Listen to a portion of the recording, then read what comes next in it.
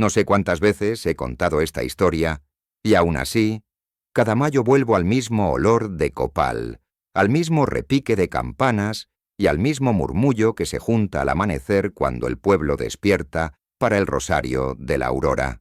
Me llamo Don Nicolás. Fui sacristán de San Andrés durante tantos años que ya ni llevo cuenta. Algunas cosas se pierden con la edad, otras se vuelven más nítidas, como si la memoria puliera el vidrio para que lo esencial quede al frente. Lo que ocurrió en mayo de 1993, aquí, en la sierra de Cuetzalán, pertenece a esa clase de recuerdos. No tanto un espectáculo de relámpagos o de portentos que uno pueda mostrar con el dedo, sino un encaje de sucesos sencillos que, al verse juntos, cambiaron el pulso del pueblo. Aquel año la temporada de lluvias se adelantó. Las noches venían con un sopor cálido, y a veces una cortina de agua que golpeaba las láminas y los techos de teja con su percusión de paciencia. El río Apulco, que abajo de Tzicuilán arrastra su corriente entre piedras color café y raíces que parecen manos, había subido unos dedos. Nada dramático, dijeron algunos que conocen sus humores, pero lo suficiente para poner atención. Aun con eso, el mes de María no se suspende. En la sierra, mayo trae papel picado que flamea entre los portales, bugambilias que salpican las bardas, alcatraces que parecen llamar a la calma. Trae banda de viento que afina en la plazuela y muchachos con los brazos llenos de flores. Se barre la nave del templo, se colocan veladoras, se pule el bronce, se tienden las andas de la Virgen de Guadalupe con sus listones verdes, blancos y rojos. La fiesta se prepara no solo con manos, también con esa quietud que antecede al primer canto. El puente del que hablo no era más que una vieja costumbre hecha madera y cable. Se decía que lo había impulsado un ingeniero de paso décadas atrás, cuando un derrumbe dejó incomunicadas las veredas del ejido en la otra orilla. Con los años, el puente se volvió parte natural del paisaje, como si ahí hubiera nacido. Tenía tablones de pino que crujían al amanecer, un par de tensores roídos por la humedad y una baranda que nunca inspiró demasiada confianza. Pero el pueblo, ya se sabe, hace pactos con lo imperfecto.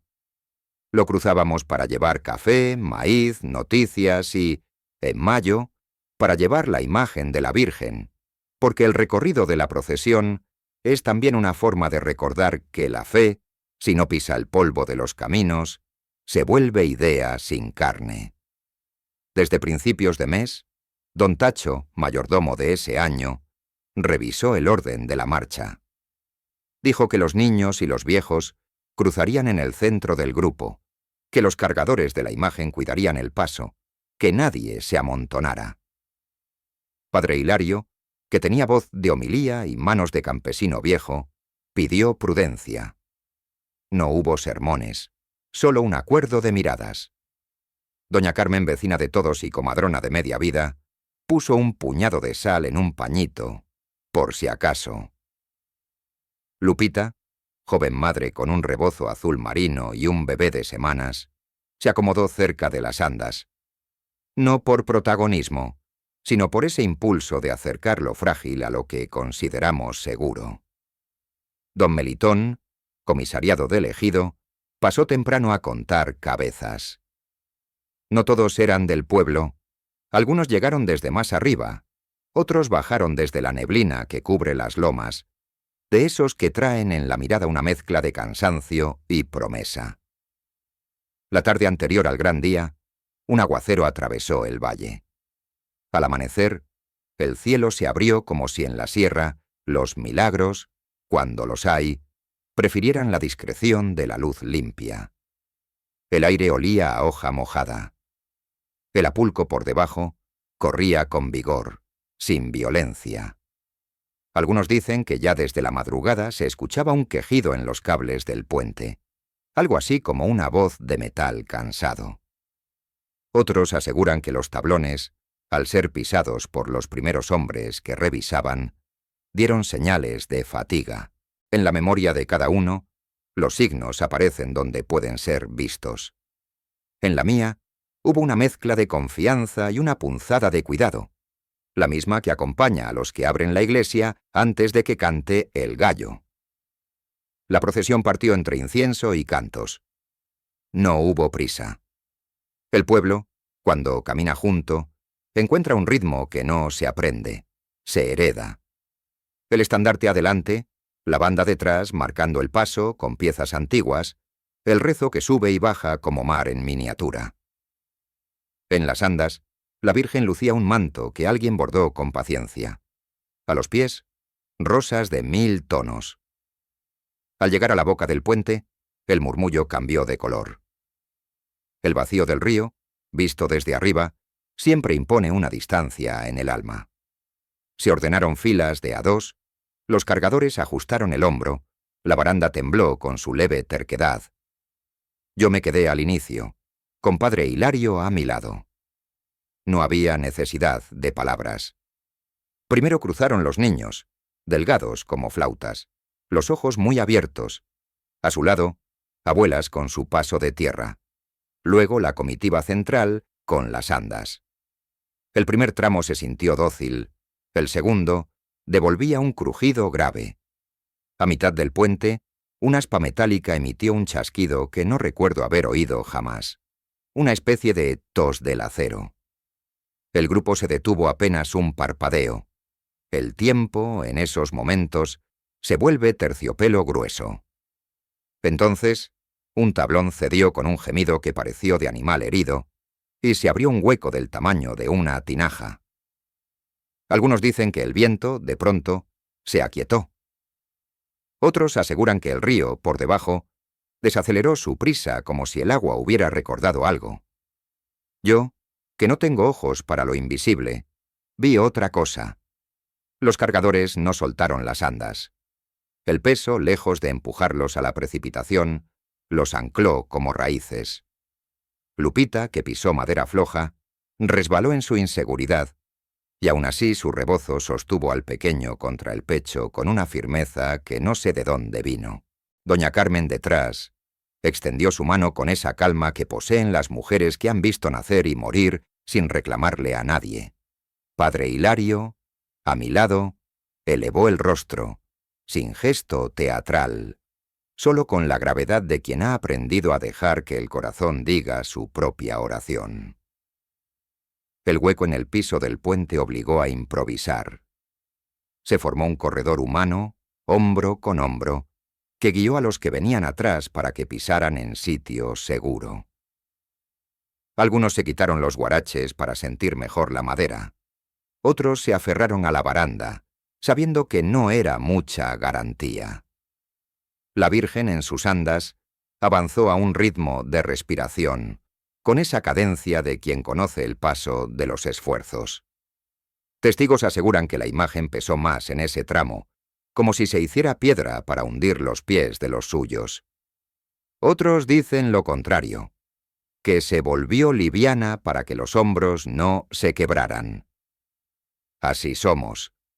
Cada quien le presta sus palabras a lo que no entiende, y a veces, en esa variedad, se esconde un retrato más fiel que cualquier precisión.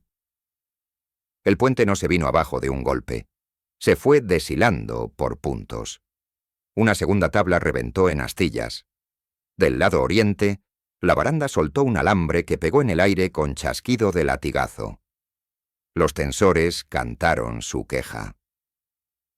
Hubo un instante en que el grupo central quedó suspendido entre dos fragilidades. La madera por debajo, el vacío por debajo de la madera. Nadie gritó largo. Tal vez fue el rezo que mordía el miedo. Tal vez ese impulso que aparece cuando no hay tiempo para pensar. Alguien colocó una tabla suelta como puente del puente. Un hombre enjuto que solo conozco por su apodo de infancia. El Conejo.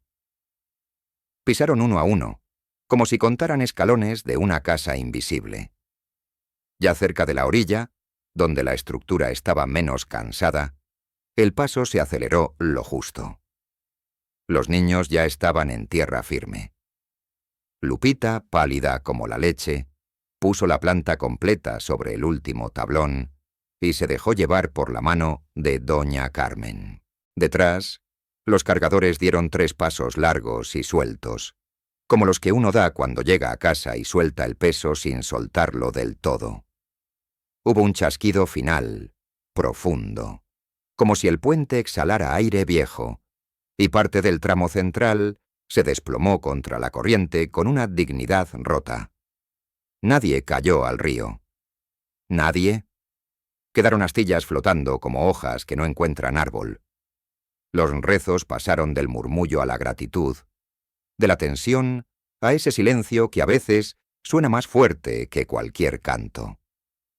Del lado seguro, junto a la base de piedra, el pueblo se reunió sin necesidad de instrucciones. Se improvisó un altar con tablas que sobrevivieron, piedras secas y una manta que alguien descolgó de su hombro. La imagen de la Virgen fue colocada con un cuidado que no nace de la etiqueta, sino del afecto. Alguien acercó flores que habían quedado rezagadas en la procesión. Alguien más encendió copal. Las abejas, curiosas, aparecieron a beber el humo dulce. Padre Hilario se colocó al frente con los ojos húmedos, no de espectáculo, sino de descanso. Fue en ese borde de piedra donde se escuchó por primera vez, en voz baja, el nombre que luego se quedaría: Nuestra Señora del Puente. No fue decreto ni anuncio. Fue un murmullo, un acuerdo que nació del pecho. Nadie propuso títulos, nadie los discutió. A veces el pueblo bautiza sus dolores y sus alivios sin pedir permiso. No faltó la mirada escéptica, porque el escepticismo también forma parte de la familia. Alguno al día siguiente diría que la suerte tuvo la firma de la física y la estadística. Otro señalaría que el número de personas y el peso sumado no coincidían con la hora del quiebre. Algunos hablaron de coincidencia, otros de cuidado divino. Yo, que llevo velas y llaves, aprendí a no contradecir los nombres que el corazón pone a sus horas. No pasó mucho para que llegaran los de Protección Civil. El comandante Rivas, un hombre de bigote bien peinado y libreta pequeña, acordonó el lugar con un respeto que agradecimos. No hizo preguntas impertinentes, solo anotó, midió con mirada, pidió que nadie se acercara a los bordes sueltos. Por radio, solicitó la visita de un ingeniero. Ya caía la tarde. La sierra, cuando se mete el sol, guarda en sus sombras un rumor de brasero. Empezaron a llegar termos de café de olla, panes dulces, tlayoyos envueltos en servilletas, porque comer juntos es la otra manera de rezar cuando las palabras ya dieron lo que podían. Nos quedamos ahí, a pocos metros del hueco que mostraba la garganta del río, como si la proximidad fuera también parte de la cura. Algunos aseguran que, al anochecer, se vio un resplandor leve en torno a la imagen. Otros dicen que fue reflejo de veladoras y luciérnagas, que en mayo salen a escribir su alfabeto sobre las milpas. No hace falta disputar. Lo cierto es que el ánimo no se quebró. Cantamos lo que sabíamos. Las mujeres movían las cuentas del rosario, sin hastearnos de repetir. Los niños, con los ojos todavía abiertos de asombro, se acomodaron en faldas y huipiles, y el cansancio los durmió como duerme el río cuando encuentra una poza amable. Los hombres vieron y no dijeron gran cosa. El silencio, esa noche, fue más compañía que ausencia. Hacia medianoche, cuando el copal ya había perfumado todo y la humedad se colaba por los tobillos, llegó el ingeniero Salgado. Traía lámpara de mano y un gesto profesional que no vulneró el respeto del momento. Observó las uniones, revisó los anclajes, empujó con el pie tablas que colgaban de milagro humano. Explicó sin discursos que el desgaste era viejo, que el aguacero había sido la gota última, que la tensión acumulada había encontrado su salida. No buscó héroes ni culpables. Dijo que se necesitaba cerrar el paso, pensar en otra cosa, Quizá una estructura sencilla de concreto más arriba, donde la ribera ofrece agarre. Su voz, más que dictar, ordenó lo evidente. La madrugada nos alcanzó creando un círculo de brasas y rezos. Algunos fueron a casa en busca de cobijas y de repente aparecieron sillas viejas, banquitos, vasos de peltre que pasaban de mano en mano. Fue entonces cuando alguien colocó una tablita con flores justo al pie de la base de piedra, frente a la imagen, y escribió con marcador: «Gracias». No era una placa, no era una ofrenda oficial, era una palabra que, a fuerza de repetirse, hace su propia capilla. Yo, sacristán de oficio, entendí que la geografía de un pueblo puede mudarse unos metros cuando la gratitud la empuja. Con el filo de la aurora, cuando los pájaros se ponen de acuerdo para inaugurar el día, cada quien volvió a su casa con la espalda cansada y las manos llenas de humo. La imagen regresó al templo sin música, envuelta por la misma calma con la que la habíamos recibido un día antes. No hubo triunfos. Tampoco hubo lamentos largos. Solo esa respiración honda que significa: seguimos. En el atrio, alguien recogió las flores que se habían quedado mustias y las puso en agua limpia. Alguien barrió. El reloj de la torre marcó las 6, y su campanada pareció decir una sola palabra: aquí. Si uno mira todo con ojos de conteo, podría reducir el relato a una estadística feliz. Puente Viejo, grietas anunciadas, aguacero oportuno, grupo que pasó a tiempo, ninguna víctima. Si uno mira con ojos de pueblo, la suma es otra. Una procesión que siguió su curso en medio de la fragilidad. Un nombre nuevo pronunciado con respeto. Un altar improvisado que no ofende a quien sabe guardar lo sagrado en cajas pequeñas. Un acuerdo silencioso de volver al día siguiente para agradecer. Algunos dicen que la Virgen sostuvo el puente, otros que sostuvo nuestros pasos. Yo, con mi oficio humilde, creo que sostuvo la cuerda de la unidad para que no se cortara. Esa mañana, al cerrar la puerta lateral del templo, todavía con el olor a copal prendido en la ropa, pensé en el título recién nacido. No venía de libros ni de documentos. Venía de la piedra junto al río y del hueco abierto en la madera, Nuestra Señora del Puente. No un nombre para exhibirlo en estampas, sino un modo de nombrar lo que se nos había dado. No haber caído, no habernos quebrado. Los milagros, cuando los hay, prefieren el formato del pan compartido, del café que calienta dedos entumidos, de la vela que cada quien enciende por otro, incluso por ese otro que no reza como uno. Así quedó suspendida, como una cuerda que espera nuevas manos, la historia de ese día. No sabíamos entonces que aquello sería solo el primer capítulo. Vendrían inevitablemente las preguntas que siempre llegan después. Si se trataría de levantar una capillita junto a la base, si convenía, y cómo, organizar el paso para los de la otra orilla, si valdría la pena invitar a quien no cree para que al menos cuente lo que vio. Habría visitas, voces de fuera, un pequeño revuelo que, como toda novedad, trae polvo y brillo.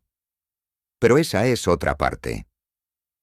En mi memoria, la primera termina en el borde de piedra, con el río diciendo su canción roja, con un nombre nuevo en los labios, y con un pueblo que, cansado y en paz, empezó a entender que el puente había caído sin quebrarnos. A la mañana siguiente, el pueblo amaneció con el olor del copal todavía prendido en la ropa y con esa fatiga buena que deja una vigilia compartida. El sitio del puente quedó silencioso, distinto, como si hubiera cambiado de edad en una sola noche. Las cintas de protección civil marcaban el perímetro con un amarillo que no combinaba con la humildad de las piedras. Aún así, nadie se quejó del color. Era necesario. El Apulco corría con un tono más bajo, espeso de lodo reciente y hojas detenidas en remolinos. Su canción, sin embargo, seguía siendo la misma.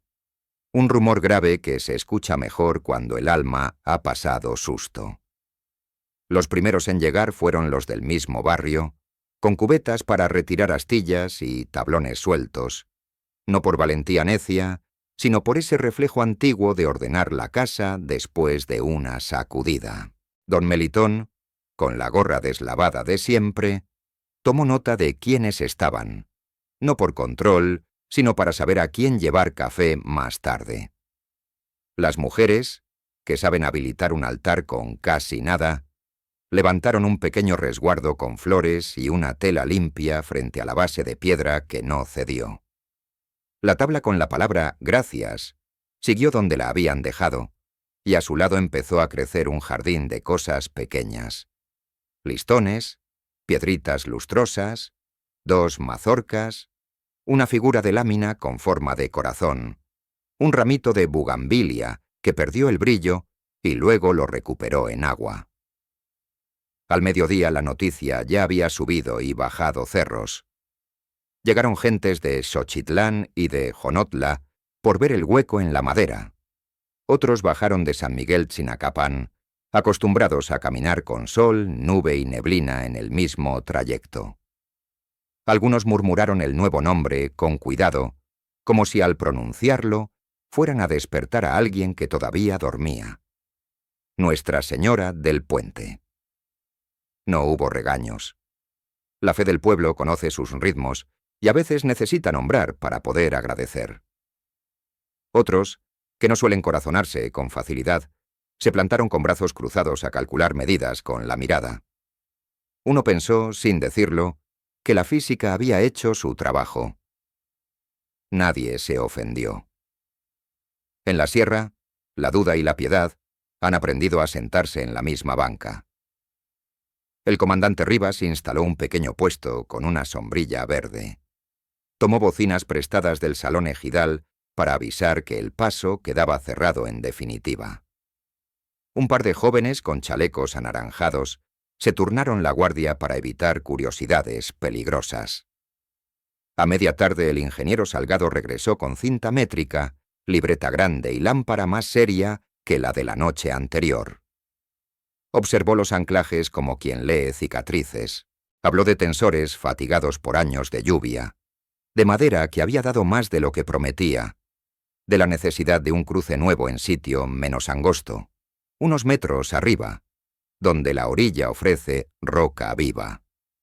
No dictó sentencia, solo desgranó evidencia. Nadie lo aplaudió. Tampoco lo contradijeron. Su oficio tenía el mismo tono sobrio del rezo, cuando ya se conoce de memoria. El templo de San Andrés se mantuvo abierto todo el día. Entraban y salían vecinos con el paso lento de quien no quiere negar el miedo, pero tampoco alimentarlo. Padre Hilario mantuvo la imagen de la Virgen en un costado, sin luces extraordinarias, con ese decoro que protege de la curiosidad ruidosa. Los niños, aún sorprendidos, guardaron en los bolsillos astillas como si fueran trofeos de una guerra que no pelearon. En el atrio, la banda de viento ensayó una marcha suave, no por fiesta, sino por costumbre de respirar juntos. En las casas, el café de olla volvió a hervir. Tlayoyos con frijol y quelites circularon sin preguntar de dónde venían ni a dónde iban. Al atardecer, se convocó una reunión breve en el salón ejidal. No hizo falta megáfono. El aire de mayo, cuando se serena, lleva la voz lo justo. Se revisó lo obvio. Nadie herido, puente inutilizable, necesidad de ruta alternativa para quienes llevaban café y maíz a la otra orilla. Se habló de llamar a la presidencia auxiliar, de solicitar apoyo estatal, de levantar un croquis. Apareció entonces, sin plan previo, la idea de una promesa. Mantener un pequeño altar a la orilla segura, no por espectáculo sino por gratitud, hasta que se resolviera el cruce nuevo. No hubo manos levantadas. La propuesta quedó escrita en el aire como esas nubes que al rato ya son acuerdo. Esa misma noche, algunas casas encendieron velas en las ventanas, mirando hacia el río, no en procesión, sino en gesto. El nombre volvió a oírse en voz baja, más firme ahora, como si hubiera encontrado su silla. Nuestra Señora del Puente. Algunos dicen que lo propuso una mujer que perdió el miedo en el mismo instante en que vio ceder el tablón bajo sus pies.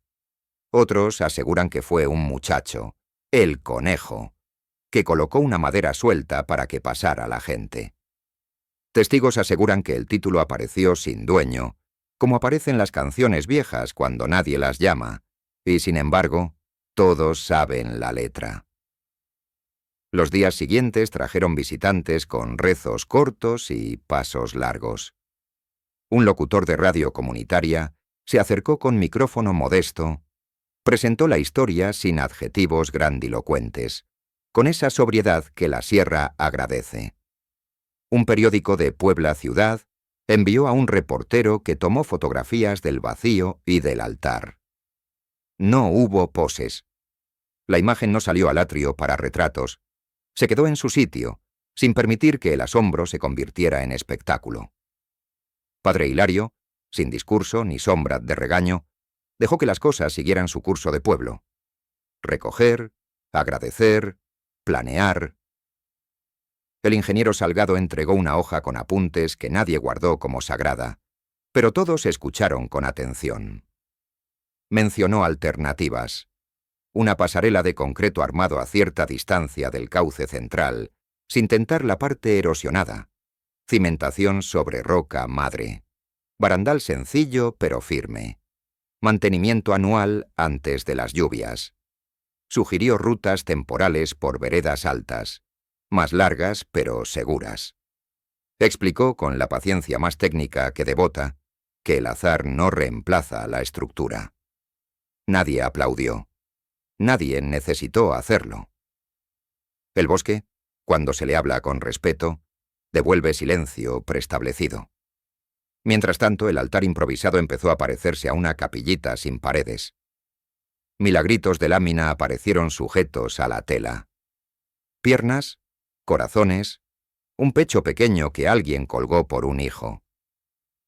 Una nota escrita con tinta corrida dijo: «Gracias por el susto que no fue duelo». Otra, con letra de escuela, agradeció por haber pasado sin llorar. Un día, un hombre dejó el mango de un machete viejo, no como ofrenda de guerra, sino como renuncia a cortar nervios de los demás. Lupita, con su bebé más despierto, llevó una cobija pequeñita para que el resguardo del altar abrigara también a quienes pasaran la noche ahí. Doña Carmen cambió el agua de los alcatraces con esa manera de ordenar el universo en jarras, vasos y flores. La corriente del Apulco, que nunca presume, siguió hablando con la voz de siempre. Algunos aseguran que al caer la tarde, el olor a rosa se extendía por la ribera. Otros, con más sazón de tierra, dijeron que era azahar venido del patio de doña Otilia. No hizo falta zanjar el asunto. En la sierra, los perfumes también se vuelven acuerdo. El domingo, día de plaza, Cuetzalan trajo su bullicio. Se oyeron sones en la plazuela, se vieron voladores en la distancia, se olió barbacoa y se midió el tiempo por el ir y venir de canastas. Aún así, cuando la gente mencionó el puente, lo hizo con ese respeto que no pide silencio y, sin embargo, lo consigue. Un maestro de secundaria, con ojos de regla y compás, mencionó que la probabilidad y la suerte tienen curvas que uno podría dibujar en el pizarrón. Un campesino que había cruzado 1000 veces agregó, sin decirlo, que no todo lo que importa cabe en un plano. Ninguno quiso convencer al otro. La sierra deja que el pensamiento respire por ambos lados de la nariz. A los 8 días, la promesa dejó de ser idea y empezó a tomar forma de agenda. Se organizó un tequio para despejar el terraplén a unos pasos del sitio del altar. Se decidió nivelar un rectángulo de piso y levantar una base sencilla con piedras del mismo río, pero prestadas, no arrancadas a la mala. Las mujeres propusieron un techo de lámina provisional. Los hombres se ofrecieron para traer arena y cal.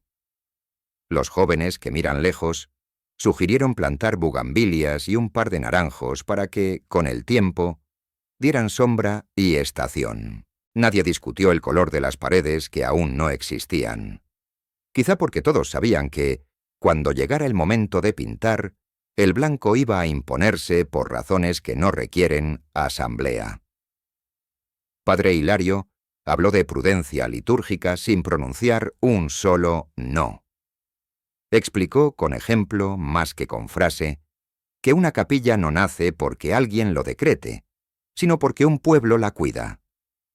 Propuso, con gesto y no con tono, que el altar se mantuviera sobrio, sin luces parpadeantes ni carteles estridentes, para que la gratitud no se volviera feria. Nadie se ofendió. El gusto por lo discreto ya había echado raíces entre los del barrio. Llegaron, como llegan a veces, historias paralelas. Una mujer de Yonotla aseguró que, desde la noche del suceso, las manos se le habían deshinchado. Un joven que venía de vender café en la plaza de Zacapoaxtla dijo que por fin había dormido sin oír cadenas en el sueño. Un viejo de Tzinacapan dejó un paquetito de hojas de naranja agria bajo el altar porque algo le debía a la vida. Nadie levantó actas. La sierra no colecciona evidencias, guarda relatos. El título, algunos dicen, siguió marcando el borde de las frases para no confundir la devoción con el inventario. El día de la primera piedra tuvo sabor de jornada de campo. El ingeniero Salgado se presentó con botas y sonrisa transparente. Midió, no con el afán de dárselas de dueño, sino con el respeto de quien entiende que un pueblo es el verdadero arquitecto de sus sitios queridos. Indicó dónde no cargar peso, hizo una seña para evitar una vena de tierra floja, señaló el punto donde el agua se cuela sin pedir permiso. Los jóvenes cavaron con palas prestadas. Los mayores, con ese modo roto y sabio de acomodar piedras para que no peleen entre ellas. Alguien trajo un bote de cal, otro, cubetas de agua, otro, un costal de arena que se fue vaciando como si fuera harina para pan. Las manos se volvieron iguales, blancas de polvo y tibias de intento. A media mañana, el sol apretó lo justo para recordar sombreros. De repente, se escuchó a lo lejos la banda de viento ensayando una marcha que no era para festejo, sino para no perder el pulso. Llegaron termos de café de olla, rebozos que hicieron de manteles, platos de barro con pipián verde que perfumó el aire de cilantro. Los niños dieron vueltas, sin estorbar. Aprendieron sin saberlo que levantar un muro pequeño puede ser escuela más seria que cualquier libro. Las abejas regresaron por costumbre. Se quedaron un rato, indiferentes a la ingeniería, atentas a los olores. Hacia la tarde, se colocó la primera hilada de piedras. No tuvo discurso. Un silencio chiquito, sin solemnidad, bastó. Algunos dicen que en ese momento el río hizo una pausa como para mirar. Otros aseguran que el viento cambió la dirección y trajo el canto de unos pájaros que nadie supo nombrar. Testigos aseguran que lo único que se oyó con claridad fue el roce de la cal con la piedra y el resoplido de los que cargaban. Nadie estaba obligado a sentir algo extraordinario. Bastaba con sentir las manos. En los días que siguieron, la capillita avanzó a ritmo de sierra, lento, constante, medido por el clima y por las horas libres. Después del trabajo en el campo, algunos pasaban a poner 2 piedras, otros a cambiar el agua de las flores, las mujeres a barrer el piso de tierra para que la humildad no se confundiera con descuido. Un joven que sabía trazar líneas derechas con un hilo entizado, marcó el marco de lo que sería la puerta. Otro, con paciencia, de relojero, truecó la escuadra por el ojo y la mano. Se decidió un pequeño nicho en el interior para colocar la imagen cuando, de vez en cuando, saliera del templo con permiso y cuidado. No hubo plan maestro. Hubo constancia. De vez en cuando apareció el escepticismo, no como sombra enemiga, sino como pariente que también pertenece. Un visitante de Puebla escribió una carta al periódico diciendo que la devoción exagerada puede distraer de lo urgente. Un puente nuevo, bien hecho. No estaba equivocado. En el salón ejidal, un muchacho leyó la nota en voz alta para unos cuantos. Después, sin pelea, todos volvieron a cargar piedras. En el mismo día, una mujer dejó una vela por un hijo enfermo y al irse no pidió recibo, solo susurró un «si se puede» que nadie oyó completo. La sierra, con su modo de juntar contrarios, supo llevar en el mismo costal la prudencia técnica y la acción de gracias. Al concluir la segunda semana, el altar ya no era solo altar, tenía sombra. 2 postes sostuvieron una lámina para que la lluvia que no avisa no apagara las velas. Los naranjos, todavía tacaños de hojas, prometieron futuro. Un borde de piedra quedó listo para que la gente se sentara a rezar o a descansar, porque en la sierra rezar y descansar son primos. Alguien trajo un pequeño letrero de madera con letras quemadas que decía simplemente «Nuestra Señora del Puente». No hubo competencia de rótulos. Fue como poner nombre a una criatura que ya tenía vida. La presidencia auxiliar y la parroquia, sin celo, encontraron entendimiento. La administración municipal se comprometió a traer materiales para la pasarela definitiva en cuanto llegara la autorización. El ingeniero Salgado preparó un croquis más decente, no para presumirlo en la pared, sino para que las manos supieran por dónde caminar. Protección Civil mantuvo el cerco hasta que no quedara duda de que nadie, por curiosidad o nostalgia, intentaría cruzar por lo que ya no existía. La sierra, que otras veces conoce la terquedad, esta vez aprendió prudencia sin que nadie le gritara. En el templo, la imagen de la Virgen fue y vino en días contados. No se la exhibió para convocar multitudes, se la puso donde se la necesitaba para sostener un ánimo que, aunque no estaba roto, necesitaba aprender a decir «seguimos» con menos temblor. Las veladoras, a veces escasas, alcanzaron sin milagros de fábrica. Un día las trajo doña Carmen, otro Lupita, otro un hombre que nunca se asomaba al atrio y que, sin embargo, apareció con una bolsa llena de vasos de peltre para el café de los voluntarios. Nadie tomó lista. El pueblo que se reconoce no necesita nóminas para saberse unido. Empezó a hablarse, no en la voz de los anuncios, sino en la voz de los pasillos, de hacer un rosario del puente cada mayo, recordando que fue ese mes cuando no nos quebramos. No se fijó fecha entonces. Bastó con que el calendario interior de cada uno apuntara a una cita sin hora precisa. Algunos dicen que, llegado el momento, la promesa será la verdadera pared de la capilla.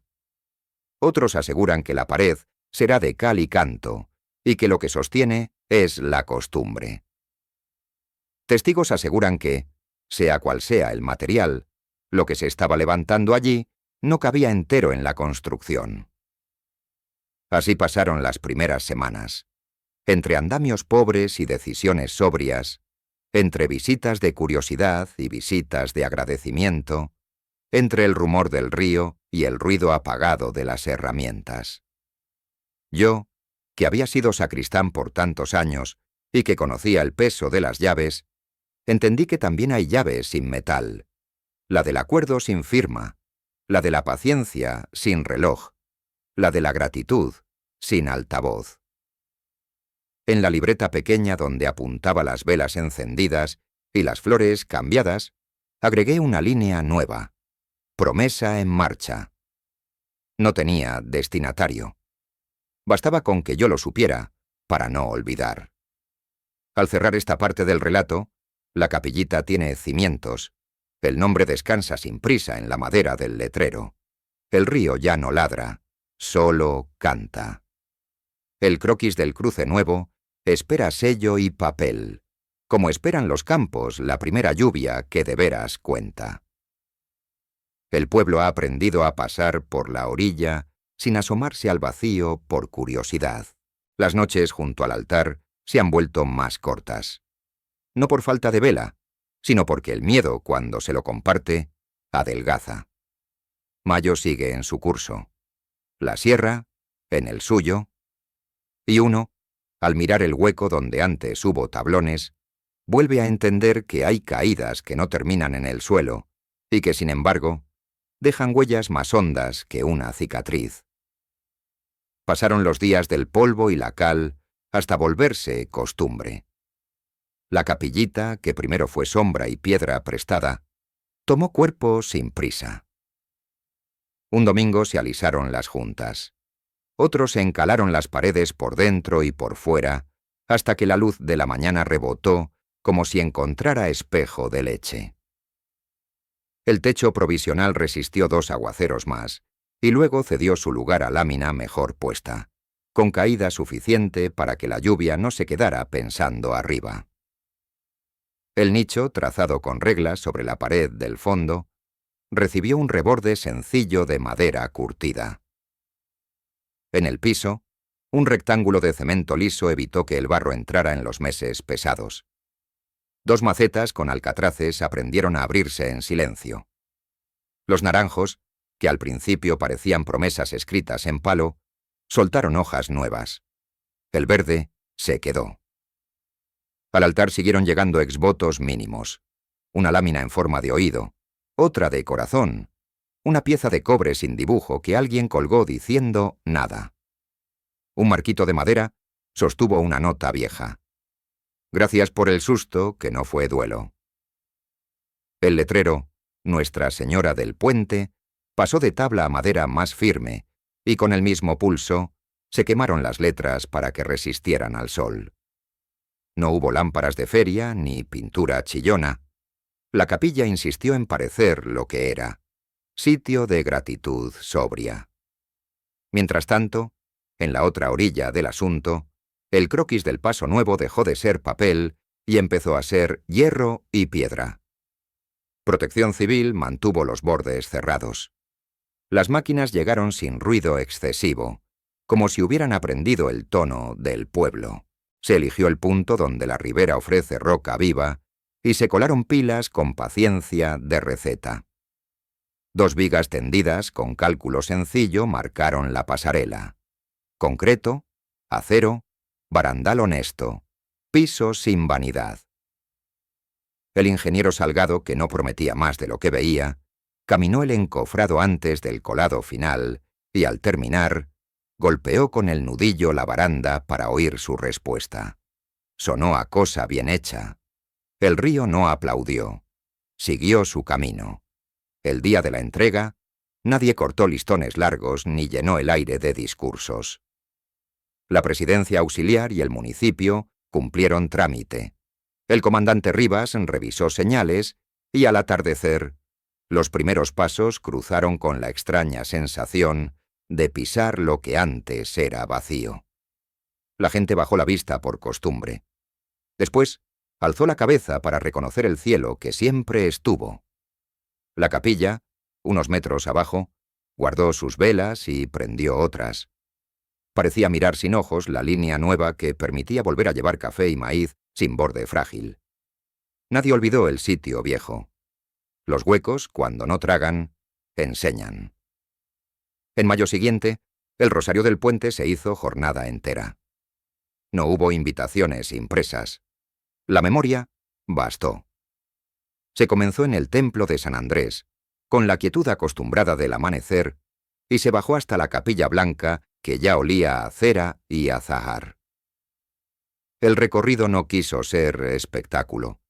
Estandarte al frente, canto viejo, un par de descansos para que los más lentos no se quedaran atrás.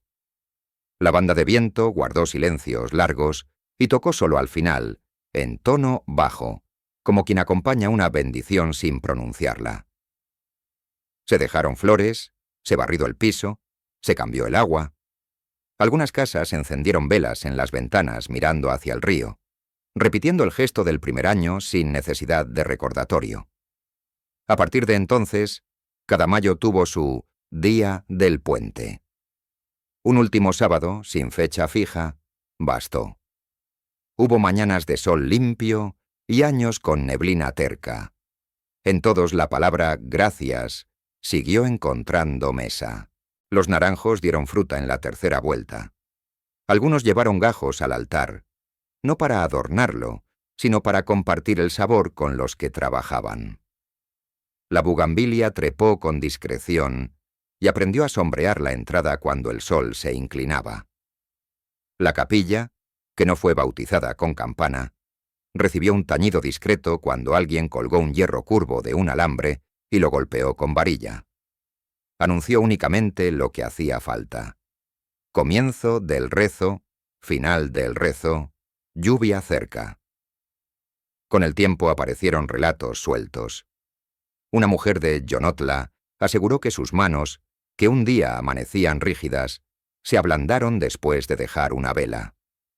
Un muchacho dijo haber quitado el nudo de la garganta en una noche de guardia junto al altar. Un viejo repitió que por fin durmió sin escuchar cadenas en el sueño. Algunos dicen, se quedó como borde de cada frase para que nadie confundiera la gratitud con promesas de catálogo. También llegaron voces que recordaban con justeza que un puente no se sostiene con exvotos, sino con mantenimiento. No pelearon. La sierra dejó que ambas razones compartieran banca. El comercio se acercó con su olor de plaza. Puestos esporádicos, botellas de agua, atole en jarras. La capilla mantuvo su negativa amable a las estridencias, sin carteles pegados, sin altavoces que rompieran el aire.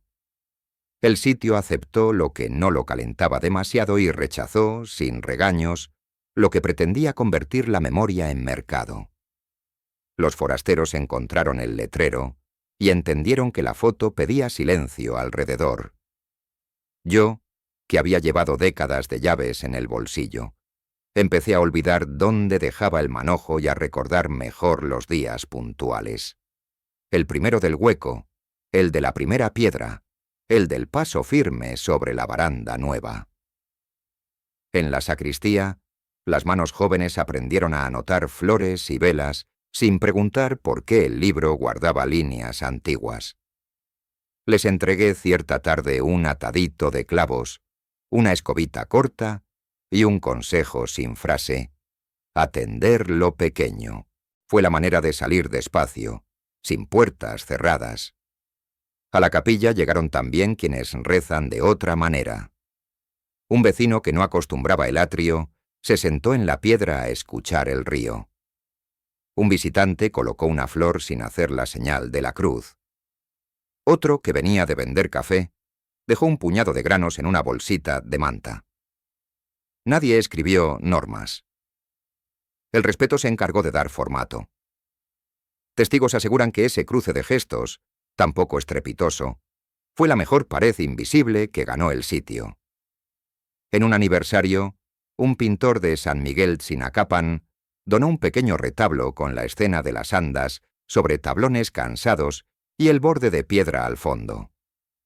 No era grande ni buscaba parecer antiguo. Las pinceladas se reconocían jóvenes.